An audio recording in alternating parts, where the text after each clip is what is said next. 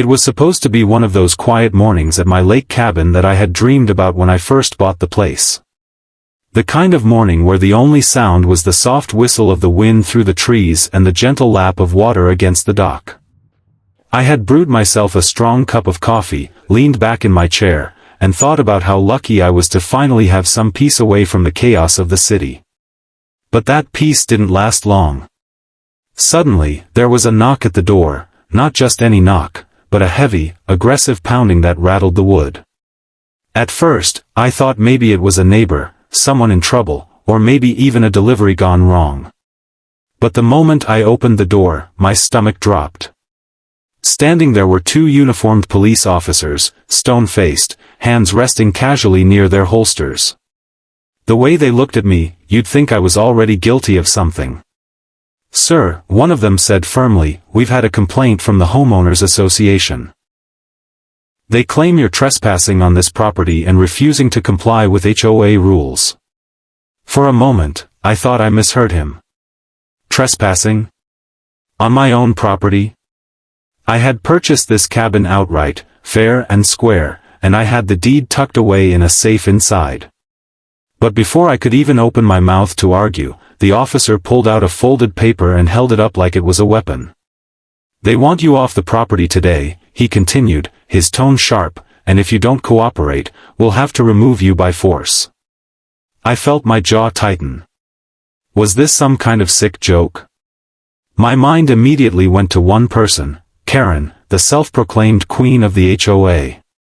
From the moment I moved into this cabin, she made it her personal mission to make my life miserable. She hated that I had a slice of lakefront she couldn't control.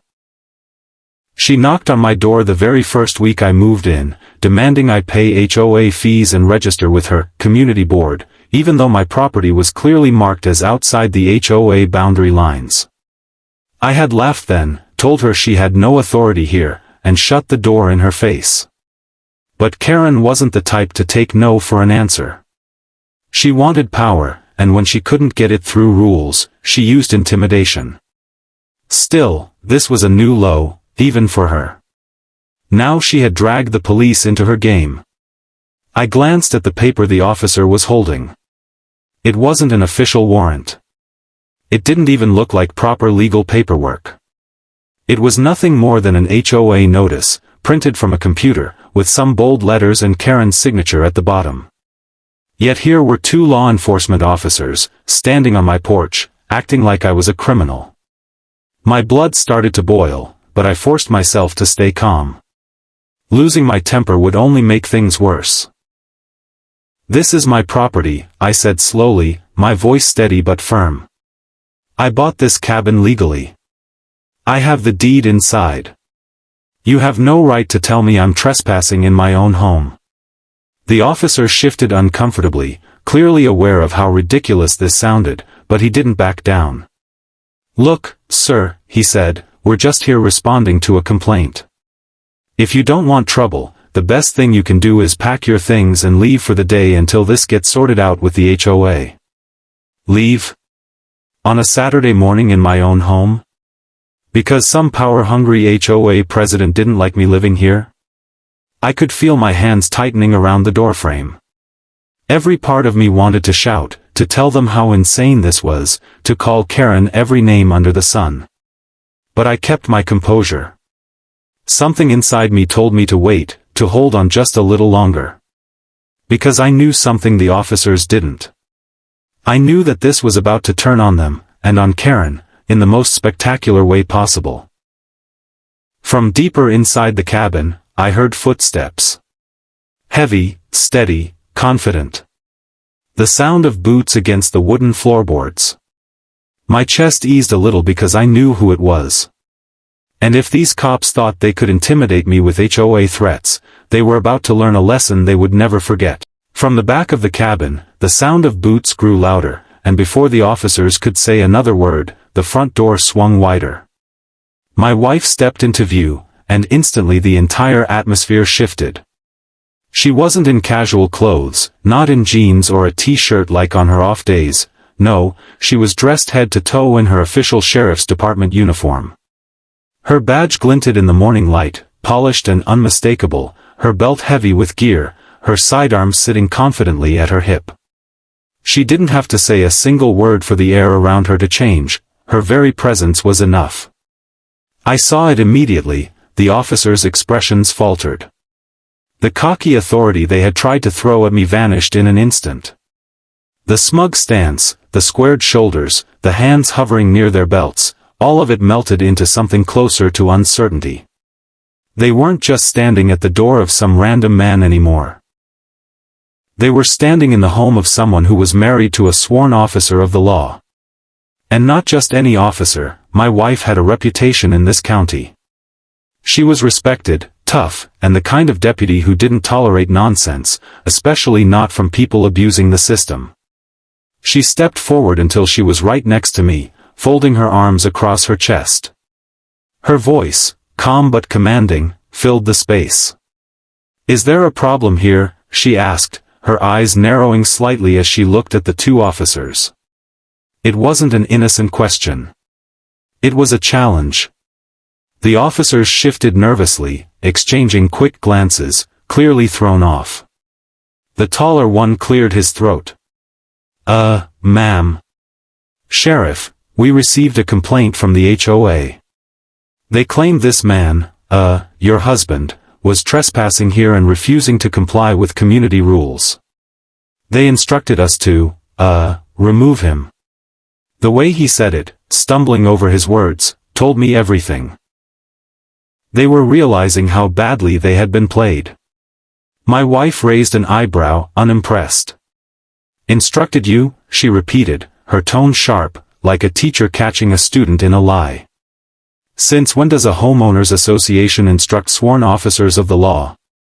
Her voice cut through the air, and the officers had no answer. One of them fidgeted with the paper in his hand, the so-called legal notice they had presented to me just minutes earlier. My wife's gaze shifted to it, and without asking, she reached forward and snatched it from his grip. She held it up, scanning it quickly. Then, with the faintest smirk tugging at her lips, she tore it clean in half right there in front of them. The sound of ripping paper was loud in the silence. "This," she said, letting the shredded pieces fall to the floor, "is not a court order. This is not a warrant. This is not even a legal document. It's a piece of paper with a letterhead that someone printed at home. And you," she continued, her voice hardening, "walked onto my property trying to enforce it?" The officers looked like they wanted to sink into the ground. The shorter one swallowed hard. We were told it was official," he muttered, his voice barely above a whisper. My wife's eyes didn't soften. If anything, they grew colder. "Told by who?" she pressed. "Because unless you've got a judge's signature backing that order, you are not standing here as enforcers of the law. You are standing here as pawns in someone else's game." They had no response. You could see the realization dawning on them, the weight of how badly they had been duped. And standing in the middle of it all was me, the supposed trespasser, watching as the entire power dynamic flipped in my favor. My wife took a step closer to them, lowering her voice just enough to make it feel like a warning. "Let me be clear. If the HOA president thinks she can use law enforcement as her personal muscle, she's mistaken. If you two continue down this road, you'll find yourselves in serious trouble for overstepping your authority." For a long moment, no one moved. The birds outside kept chirping, the lake kept lapping against the shore, but on that porch, the silence was suffocating. Then, finally, one of the officers broke it. We didn't realize," he admitted quietly, glancing down at his boots. "We thought this was a jurisdiction matter." My wife tilted her head, her eyes narrowing further. "Jurisdiction? This cabin sits outside HOA boundaries. This property isn't under their control, and they know it. So if they filed a complaint saying otherwise, that's not a mistake, that's a deliberate false report." She paused, letting that sink in, then added with a voice that could freeze anyone in their tracks, "And making a false report to law enforcement is a crime." The words hung in the air like a hammer about to drop. I almost felt sorry for the officers. Almost.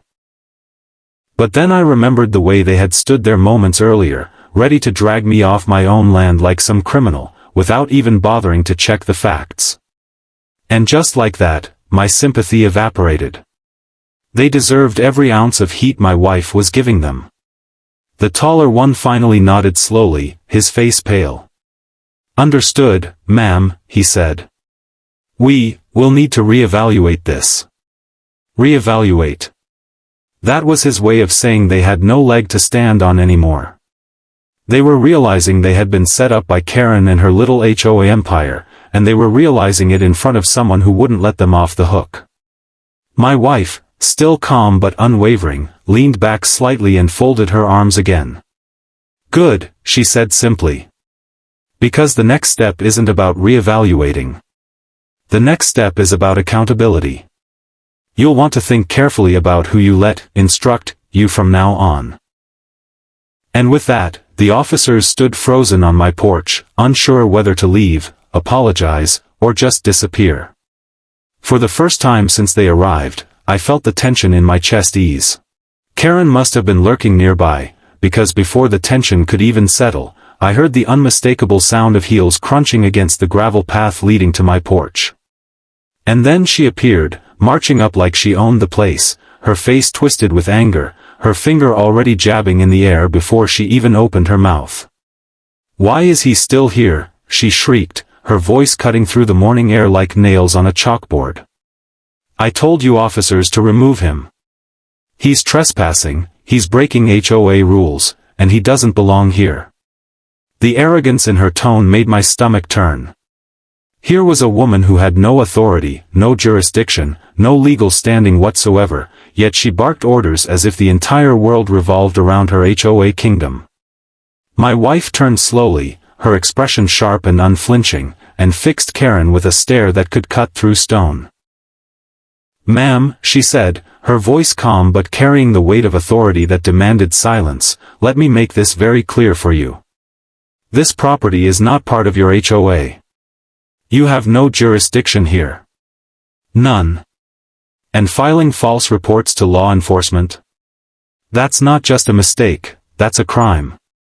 Karen blinked, taken aback for only a fraction of a second before doubling down. "No. You don't understand," she screamed, her face turning red, her hands flailing as if sheer volume and drama could make her right. "We run this entire lake community. We set the standards, we make the rules, and he's violating every one of them. He can't just move in here without our permission. He doesn't belong, and I will not allow it." I almost laughed at the absurdity of it. She was standing on my porch, on land I had paid for, declaring that she wouldn't allow me to live in my own home. But my wife wasn't amused. Her jaw tightened, her eyes narrowed, and without hesitation she pulled her radio from her belt. "Dispatch, this is Deputy Carter," she said evenly, her eyes never leaving Karen. "I need a unit out here to take a statement regarding false police reports and harassment by a homeowners association representative." Karen's face drained of color in an instant. Her confidence cracked like glass, and for the first time, I saw fear flicker across her features. She sputtered, trying to backpedal. "No, wait, you don't understand. I was just trying to protect the neighborhood.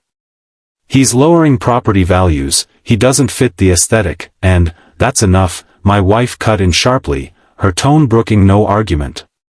"Your personal grievances are not grounds for filing false police reports. You drag these officers out here on a lie. That's wasting police resources, and it's harassment. Do you realize how serious that is?" The two officers who had originally shown up were now staring at Karen with open irritation. It was dawning on them just how badly they had been manipulated. They weren't here on legitimate business, they had been used as pawns in Karen's power trip. The taller one finally spoke, his voice dripping with frustration.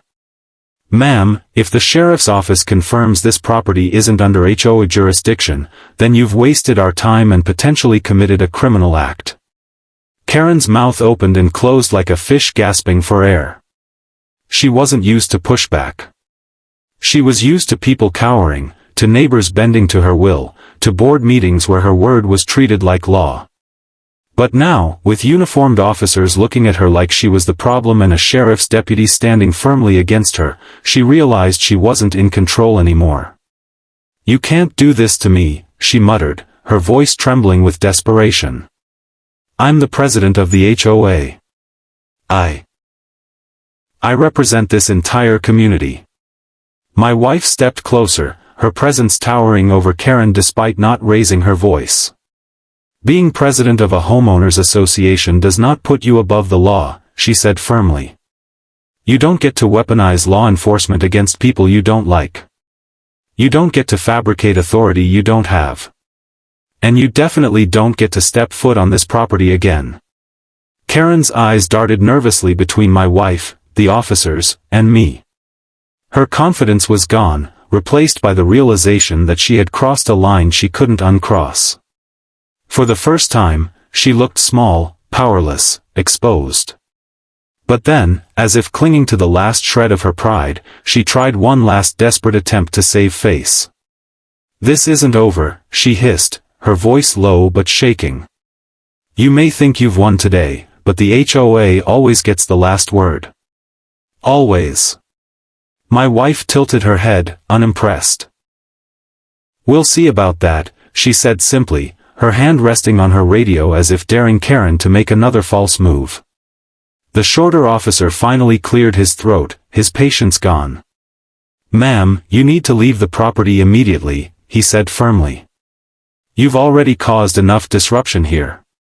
Go home before this escalates further." The command hit Karen like a slap. Her jaw tightened, her nostrils flared, but even she wasn't reckless enough to ignore it. She spun on her heel, muttering under her breath about ungrateful neighbors and corruption, but her steps were hurried, unsteady. For the first time, she wasn't marching with authority, she was retreating. As her figure disappeared down the path, I felt a wave of relief wash over me. The threat, at least for the moment, was gone. But the sight of the officers, still standing awkwardly on my porch, reminded me that the damage had been done. They had come here under false pretenses, ready to evict me from my own land, and I wasn't about to let that slide. My wife, reading my thoughts, turned back to them with that same no-nonsense look. "You'll need to file a report about this," she instructed. "Make it clear that this HOA president attempted to misuse law enforcement authority. This isn't just a neighborhood squabble, it's a serious abuse of power." The taller officer nodded slowly, still embarrassed, but resigned. "Understood, Sheriff," he said, finally acknowledging her authority outright. The shorter one scribbled notes on a pad, clearly eager to wrap things up and get out of the mess Karen had dragged them into. For a long moment, the only sound was the scratching of pen on paper, the occasional crackle of the radio, and the faint sound of Karen's angry voice echoing faintly in the distance as she retreated back to wherever she had come from. And then, finally, the officers gave me a brief, sheepish nod and left, climbing back into their cruiser with none of the swagger they had arrived with. They drove off slowly, almost shamefully, leaving behind nothing but the faint smell of dust and exhaust. I stood there beside my wife, watching them go, and couldn't help but marvel at how quickly the tables had turned. Not even an hour earlier, those same officers had been prepared to drag me off my own property like a criminal. And now? Now they were the ones scrambling to clean up the mess Karen had made.